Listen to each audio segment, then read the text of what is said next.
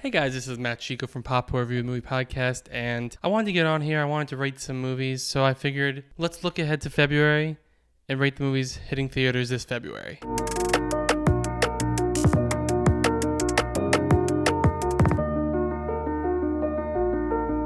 So this list is going to be the 10 wide release movies coming out in theaters this February. I wanted to include streaming, but there's just so much coming in from the streaming platforms that I just couldn't add it to the list. It was hard to I didn't want to leave anything out. So I'll give you one honorable mention. Texas Chainsaw Massacre coming to Netflix. It is sort of like the Halloween 2018 version for that franchise. It is a sequel to the original 70s version. It is coming to Netflix February 18th, 2022. So I knew that was coming out and I wanted to mention that. There's so much streaming content. The wide release movies for February, nice 10 list, easy first start into this kind of ranking thing. So we'll start with there. So we're going to start from 10, work our way to 1. Number 10 is Blacklight. Now you might be asking yourself, what is Blacklight? I thought the same thing. I had no fucking idea what this movie was. Once I Googled it, I was like, oh, it's a movie starring Liam Neeson. It's an action movie, so it's he's been doing a lot of these Taken-esque action movies that no one really sees, but they keep making. So strictly because I have absolutely no idea what this movie is and what it's about, I had to put it at number 10 because I have no hype for it. There's no interest to see it for me. But if you're a Liam Neeson fan, make sure to check it out. It comes out February 11th. My number 9 movie is The Devil's Light. It is a supernatural horror movie. The reason it is so low on my list is because I'm not a big possession person. I like horror movies. I'll see them, but I'm just not, out of the whole range of horror genre, possession's probably my least favorite. So that's why I've seen the trailer, so I actually know what this is. It comes out February 11th as well. It's just... Will I see it? Maybe on streaming. I'm not sure. My brother's a big horror person. I might see it, but right now I really don't have interest. It looks interesting for people who like that type of movie. I just don't like possession movies. Number 8 is Dog, starring Channing Tatum. I've seen the trailer. Kind of looks kind of stupid to me, but also Channing Tatum is funny, so it could be a surprise that the trailer sucks, but the movie's actually pretty funny. He has a movie next month, The Lost City, that I'm looking forward to. So when I do the March one, I will have that probably high on my list. It's kind of I have to see it. I probably will rent it. Am I running to the theaters to see it? Not really. That's why it's kind of lower. I had a trouble with this one and the one in my number 7, which is Studio 666. And I don't know if you guys have heard of this. There was a trailer. The first time I saw it was in Scream when I saw it. It's literally about the legendary rock band Foo Fighters moving into a mansion, a California mansion steeped in grisly rock and roll history to record their much anticipated 10th album. And I believe Dave Grohl gets possessed or something. I don't know. It looks really stupid, but it also looks like a scary movie. And I was they both dog in this, both look kind of stupid. So I'm this one has more of a scary movie spoof. It looks it's supposed to be stupid, I think. So that's why I had to put that above it, even though I know I just said I don't like possession movies, but it's a stupid possession movie, like a scary movie, like those spoof movies. And I think the spoof movies had their moment, and it was a lot, and people kind of were I'm over it. And then they came back, and they were kind of let's introduce it again. And people are kind of oh, okay, we haven't seen it in a while, so maybe it will be good. The trailer looked like a fan-made trailer. We'll see. That comes out February 25th. I don't know. I have to see what they're going for with this one. So my number 6 is sort of like Studio 666. It is Jackass Forever.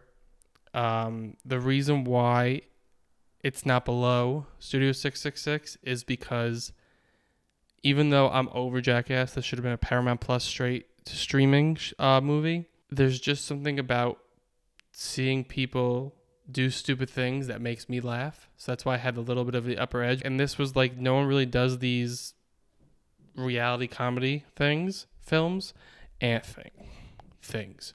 What are we here talking about? Movies. I'm kind of over Jackass. I feel we've moved on. I mean, at least for me, I moved on to that part of my life. I was okay, it was funny then. It's not really funny now. So That comes out February 4th. So I feel like that will probably blow up on Paramount Plus. My number 5. To be honest with you, most of these movies I'm really excited for. So it was kind of hard rating them because I was like, what is the factors ranking them over? Like, what is the reasonings I'm putting one over the other? So that's why some of these reasonings are a little stupid. Because I'm really, except for a couple, I'm not really excited for most of them. It is still the beginning of the year where they're scared to put movies. Maybe if they put better movies, it would be easier. But right now, Moonfall is coming out. That's going to be February 4th. It's a science fiction disaster film. I feel like if it's Roland Emmerich, I feel like he usually delivers at least a entertaining movie. So if it's bad, it's still fun.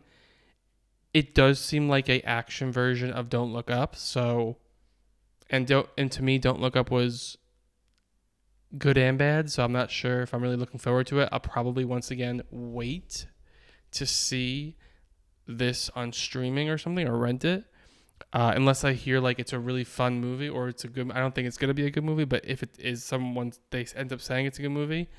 And it has a pretty decent cast: Halle Berry, Patrick Wilson, Donald Sutherland. So we'll see. And like I said, Roland Emmerich does deliver some decent movies. Like you have Independence Day, you have The Day After Tomorrow, you have other ones that I don't really care for, but you have other ones that they did well and people like them. So like I said, that is going to be on February 4th coming out. My number 4 is Marry Me, the Jennifer Lopez, Owen Wilson movie. Now you must be wondering, why is this so high on my list? And I'll tell you why. Because this does not look like a good movie. It literally looks like the stupidest plot of a movie I've ever saw in my life. Someone held up a sign saying, "Will you marry me?" And then they were like, "Sure." A pop star was like, "Sure." Because that will happen in real life. Also, this is Jennifer Lopez's second movie coming out this year. I think another one's called Shotgun Wedding, or just Shotgun, coming out in the summer. So she's really feeling these like romantic comedy wedding movies. The only reason this is so high on my list is because it's on Peacock, so I will probably watch it because it's on Peacock. Also, I'm curious because Kat Cora directed it, and she's directing some of the She-Hulk shows, so I want to start to get familiar with her stuff, her work, so I'll be curious about that. Marry Me comes out February 11th. My number 3 is Death on the Nile.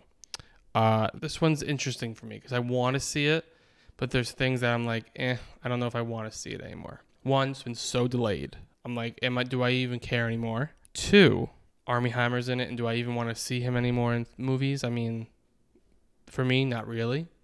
But the trailers are doing a great job editing him out. But I know once I see it, I'm just going to be thinking about all his controversies. But on the other side, I haven't seen The Murder on the Orient Express, but I heard it was very good. So that's why I kind of want to see this one. And I like the kind of murder mystery movies. It's like a Knives Out type of movie. Also, I really like Kenneth Branagh, and I like his work, and I like what he does. So I do want to see it for those reasons, but the cons I said are also dragging it down for me. Probably this would have been higher if it wasn't for those cons. Death on the Nile comes out February 11th. My number 2 is Siriano is expanding and becoming wide in theaters. I heard this is an Oscar contender, and I heard great things about it. I do like musicals. I do like the cast. The trailer looked really good.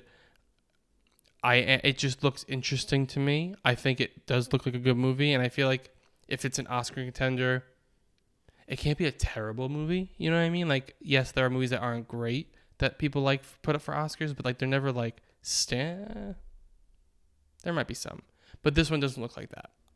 I do want to see this one. Could I be wrong about Cyrano? Of course. And if I might have been pronouncing it wrong this whole time. I get confused with Cyrano and Siriano, so I do apologize for that. It becomes wide February 25th. My number 1 movie for February is Uncharted, and I'll tell you why. I love Tom Holland. It sort of looks like a Spider-Man movie. I love his Spider-Man movies. Could this be a terrible movie? Yes. I'm hoping it's one of those movies where you go in with low expectations because it just looks like a fun movie and it actually ends up being a good movie. I really don't know if that's going to happen or not. But this is my number 1 movie. It just looks fun.